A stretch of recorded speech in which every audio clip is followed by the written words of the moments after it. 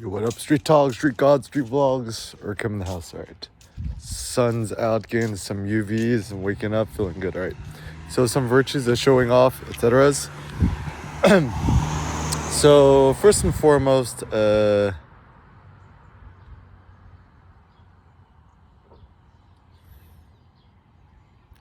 so funny, like sometimes like I wake up in the morning and then the things that come to mind are just like rap lyrics, right? The one is from Jay-Z, having the tell you heckler settle down, Maybach partition and alright, partition Maybachs are the future. Sun's out. Alright. So the simple thought is going to the gym. I mean, it's like everyone's trying to show off. It's like, what does it mean to show off? And being a show off is considered a bad thing, but by who? Being a show off is considered a vice by people who are too meek to show off. And it's funny too, even the notion of bragging is considered bad manners. Why? Because when other people brag, it is anti, like, I guess, Christian morals or Christian Judeo morals or Confucian morals, I guess. And it's actually funny because so much of I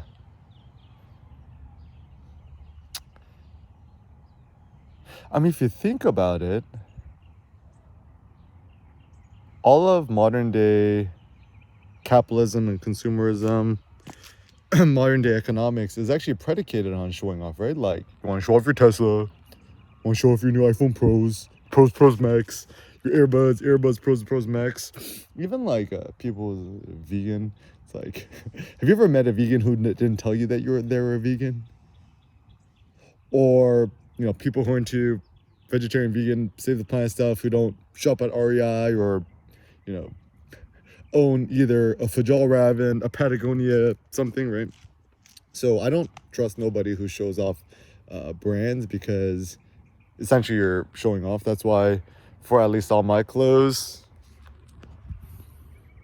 I try to either hide the logos or whatever's even on my Tesla Model S.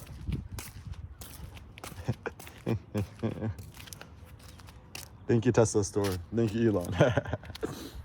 I just kind of block it out, right? Black. Even ever since I was in high school, I've always kind of preferred the more kind of clean aesthetic. So shaving off the logos and stuff. I just think logos are ugly. They're just kind of ugly. They're just kind of silly. They're just unaesthetic. They're just kind of against my aesthetic taste. So, note big brands, right? Like Viore or Under Armour, whatever's. Even the good thing about Rue Ramon is at least the logos are like super subtle. Like, I mean, I don't mind that too much. I'm just getting shorts or whatever. Yeah, so brandless and not showing off logos is the future. Even what I love about Kanye and Yeezy design, there's no logo essentially. I mean, there's some text, but that's pretty much it. So anyone who tries to show off some sort of brand, font name thing, they're signaling some sort of deep sense of insecurity and trying to show off, right? So essentially, ground truth, everyone's trying to show off in different ways. Some people are trying to show off how smart they are, how enlightened they are, how woke they are.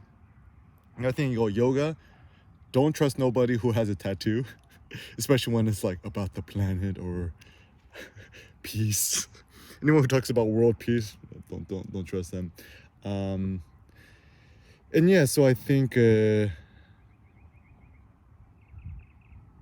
it's a virtue to show off. I mean, like for example, at the gym, before you attempt to 1 rep max, etc., getting loud and make yourself the center of attention, I think it's a good thing. It's like, even when it came to combat and conquest, like, I still think so much about the Iliad. If I have a desert island book, it would just be the Iliad. Hopefully indefinite. it's like if I was stuck on a desert island, I have to self-teach myself ancient Greek to read the Iliad to really understand what's really about. But anyways, Achilles when he's in war. I mean, his pretty much the center of attention, right? But yeah, like notions of being the center of attention, not being the center of attention. So much of these are just kind of modern day antiquated terms. 안녕하세요. 잠잘했어요. 아빠. Okay, Johnson Kedison. 안녕. Bye bye. You guys ready for the cruise? Yeah. Oh yeah. You're not coming? Oh no, we're not coming. Cindy's writing her book right now. I want to go though, but I don't want to wait in line. um.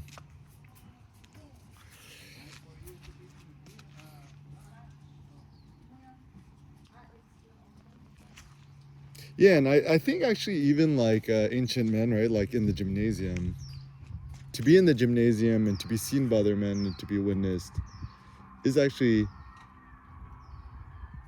a good thing, right? Maybe even gladiators, they like to be at the center of attention, right? So anyways, showing off, everyone's trying to show off in different ways. And yeah, and I think if you're trying to show off, trying to be a center of attention, I think it's a good thing. I mean, I think it's good ways to build your self-confidence, like having people stare at you. Actually, the good thing now is, I don't know if my test or my self-esteem or this is probably the highest it's ever been in my life. Just like in yoga in the back, you know, doing my thing.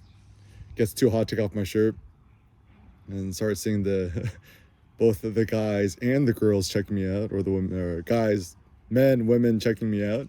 It's like, how do you know if someone's checking you out? They just kind of like give you a sideways glance and they kind of look back. And then it's funny because like typically we're in the seat where we're checking out the other people, but we're trying not to check them out. And now I'm just like care less about other people. And so the funny thing is actually the less interested you seem in other people, the more they seem interested in you. Certainly it helps having Adonis demigod physique. So I mean, simple tips. You want to become more the center of attention. There's no better commodity than your body. I mean, honestly, the best thing is to just drive a beater ass car, a rando ass car. Got this Hyundai Sonata for free from my mom. Real men drive Hyundai Sonatas. If you're in SoCal, white Hyundai Sonatas. The real panda look. Panda,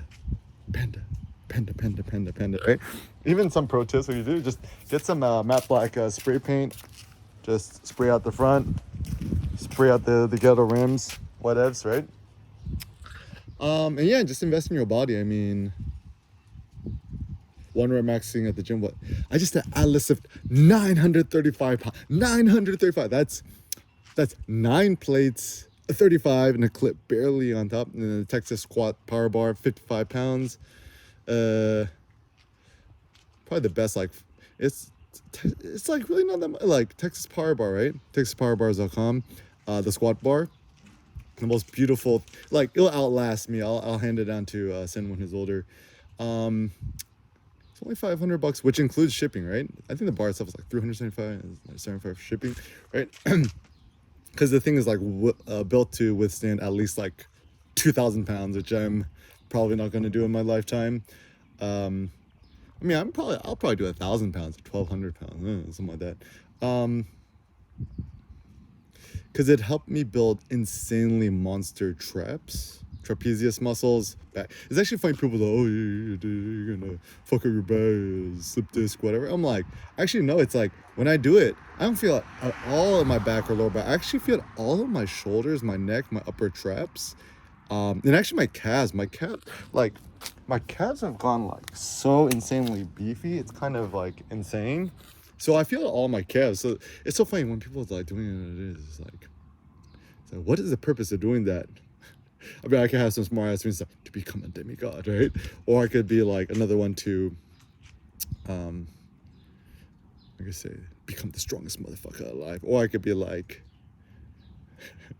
or I could just be like, you know, totally toss a wild card. Like, oh, I'm a bodybuilder. This is a good calf exercise.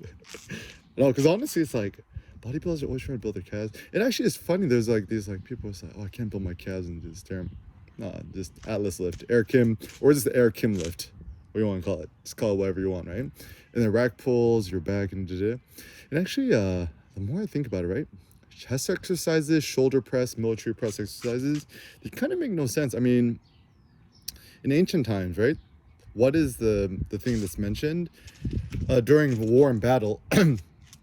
You know, essentially these, you know, heroes or the, you know, dudes in the Iliad, right? They pick up insanely huge heavy rocks that barely two strong men could pick up, and then they throw it at their enemies, and you know, it lands on their hip bone or their face, and it crushes them and kills them, right?